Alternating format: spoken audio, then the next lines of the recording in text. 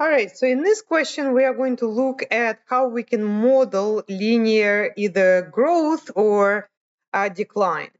Now, in this particular case, it's actually declining, and that's going to affect the sign of the slope. So if the population was increasing, the slope would be positive, but if population is decreasing, then it would be negative.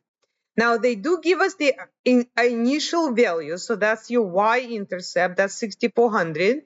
And then the slope is 135 because it says declining by 135 people per year. So here's how the equation is going to look like. So this is going to be P instead of Y, because P is the population, equal. Then our slope is 135, but because it says declining, it's negative. If it said increasing, it would be positive.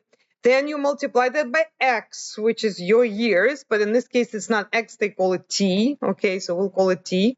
And then plus the y-intercept, and the y-intercept is that initial value, so that's 6,400, right? So that's the equation. Now, we want to know what would be the population in 2024. Well, in order to answer that, we have to plug in something for t. But if you think that you're going to plug in 2024, that would not be correct, because 0 year was 2015, because that was the initial value they gave you. So t is years after 2015. So let's go ahead and see if we can open up the calculator and figure out how many years has passed. Okay, so 2024, if we subtract 2015, that's 9 years. So that means we're going to be plugging 9 into our equation. So this is going to be negative 135 multiplied by 9 plus 6,400. Okay, so that's going to be 5185. All right, the last question here is going to be, in what year was the town's population 6130? Okay, so to solve that, that's actually going to be an equation that you're going to have to solve. So let me see if I can put them side by side. So we want to know, when is negative 135t plus 6,400, when is that going to become 6130?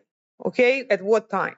Okay, so first we are going to subtract 6,400 from both sides, and that'll cancel it here. So we're going to get negative 135t equals, okay, so what is 6130 minus 6,400? I think that would be negative 270. And of course, you can use a calculator. And then final step to solve it for t is divide both sides by negative 135. So that should give you, the two negatives will cancel, and that's going to be just 2. So that's going to be 2 years after 2015. Well, that's 2017.